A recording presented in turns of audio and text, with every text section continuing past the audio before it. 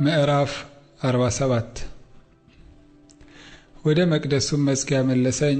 እነሆም ውሃ ከቤቱ መድረክ በታች ወደ ምስራቅ ይወጣ ነበር።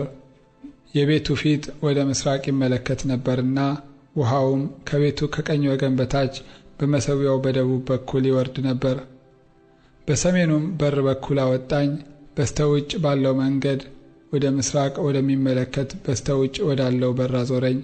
እነሆም ውሃው በቀኝ ወገን ይፈስ ነበር። ሰውየውም ገመዱን በእጁ ይዞ ወደ ምስራቅ ወጣ። 1000 ክንድ ለካ፣ በውሃውም ውስጥ አሻገረኝ። ውሃውም እስከ ቁርጭምጭሚት ደረሰ።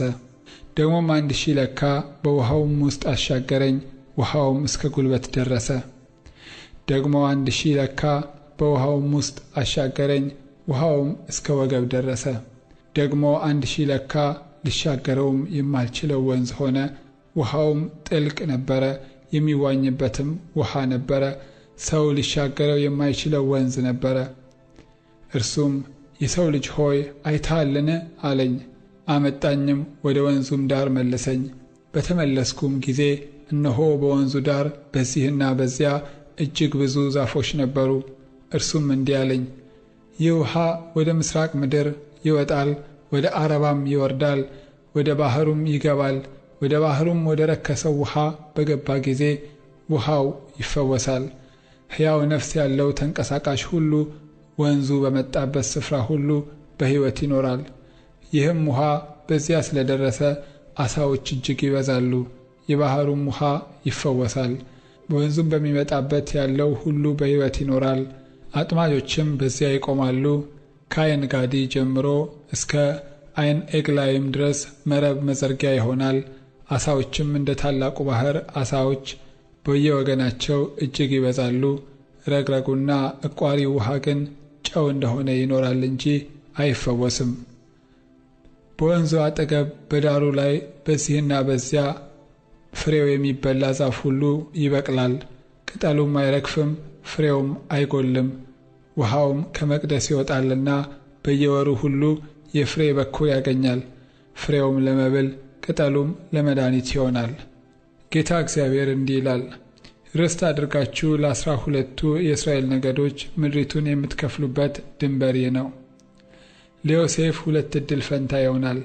ለአባቶቻችሁ ሰጣቸው ዘንድ ምዬ ነበርና እናንተ እኩል አድርጋችሁ ተካፈሉት።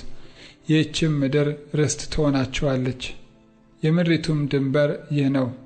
በሰሜን ወገን ከታላቁ ባሕር ጀምሮ በሄትሎም መንገድ ወደ ጽዳድ መግቢያ ሐማት፣ ቤሮታ፣ በደማስቆ ድንበርና በሐማት ድንበር መካከል ያለው ሲብራይም፣ በአሆራን ድንበር አጠገብ ያለው ሐሰርሐጢኮን። ድንበሩ ከባሕሩ በደማስቆ ድንበር ላይ ያለው ሐጸር ኤናን ይሆናል። በሰሜንም በኩል የሐማት ድንበር አለ። የሰሜኑ ድንበር ይህ ነው። የምስራቁም ድንበር በሐውራን በደማስቆና በገለአድ በእስራኤልም ምድር መካከል ዮርዳኖስ ይሆናል። ከሰሜኑ ድንበር ጀምሮ እስከ ምስራቁ ባሕር እስከ ታማር ድረስ የምስራቁ ድንበር ይህ ነው።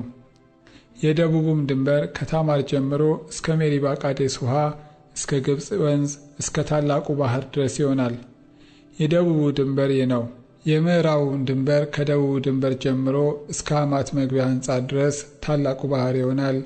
የምዕራቡ ድንበር ይህ ነው። እንዲሁ ይህችም ምድር እንደ እስራኤል ነገዶች መጠን ለእናንተ ትካፈላላችሁ። ለእናንተና በእናንተ መካከል ለሚቀመጡ በእናንተ መካከል ልጆችን ለሚወልዱ መጻተኞች ርስት አድርጋችሁ በዕጣ ትካፈላታላችሁ። እነርሱም በእስራኤል ልጆች መካከል እንዳሉ የአገር ልጆች ይሆኑላችኋል። በእስራኤልም ነገዶች መካከል ከእናንተ ጋር ርስትን ይወርሳሉ። መጻተኛውም በማናቸውም ነገድ መካከል ቢቀመጥ በዚያ ርስቱን ትሰጡታላችሁ፣ ይላል ጌታ እግዚአብሔር።